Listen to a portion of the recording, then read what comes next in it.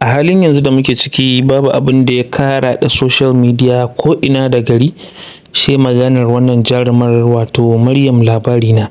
Kafin mu shiga cikin bidiyon gadan-gadan ina roƙon ku ƴan uwa da ku taimaka ku yi liking bidiyon nan, ku yi sharing ɗin shi, sannan ku yi subscribing domin ƴan uwa da yawa su gani su amfana. Muna son wannan saƙon ya yaɗu da yawa ta yanda zai yi wa al'umma tasiri.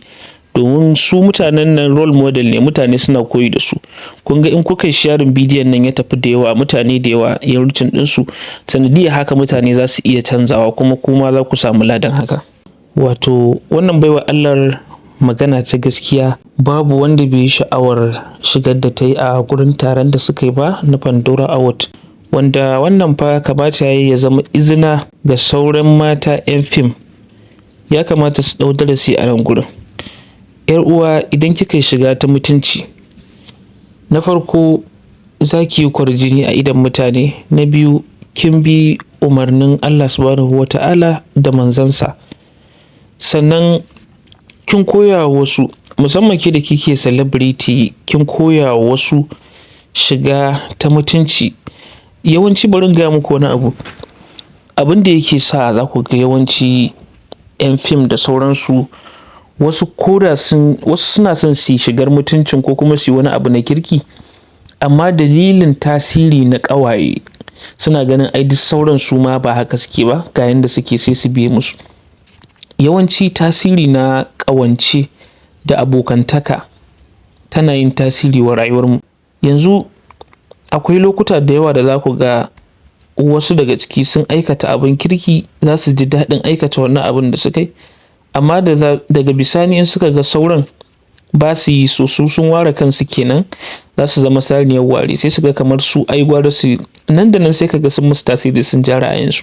Magana ta gaskiya wannan jarumar ta ba kowa sha'awa. Wato duk abin da ka bi dokar Allah yanda ya ce, ka bi manzon Allah yanda ya ce sallallahu alaihi wasallam, to dole mutum zai ga ribar hakan.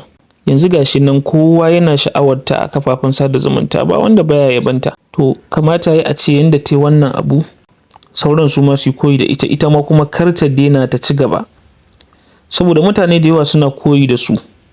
Idan suka tsaya suka yi shiga wadda ya kamata ta mutunci, suka yi shiga wadda ta kamata, za ka ga mutane duk za su canza su ma, saboda koyi ake yi da su. In kai kana ganin baka koyi da su, to wallahi mutane da yawa suna koyi da su. Idan suka yi shigan mutunci, mutane su madubi ne a gurin mutane, duk celebrities haka suke. Mutane suna ganin abin da suke suna kwaikwaya daga gare su, su ma suna yi. Ko sabon ɗinki ne ya fito da an tashi kawai za a zo a ce ai wance ta yi sabon ɗinki kaza, sai a kwaikwaya. Waƙoƙin da suke yi duk ana ganin ɗinkin da suke sawa ne ake kwaikwaya. Tunda in suka yi abu duk yaɗa shi ake a duniya a dinga gani, kuma gani ake dama su kamar abin koyi ne, sai a ringa koyi da su. To magana ta gaskiya ya kamata ki ci gaba da wannan shigar.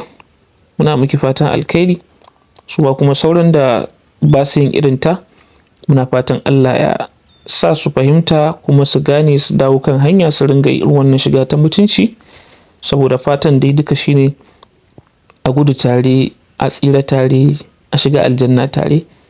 Allah ya shirye mu gaba ɗaya, Allah kuma ya sa mu dace, Allah ya sa mu wani lafiya. Wassalamu alaikum wa rahmatullahi wa barakatuh.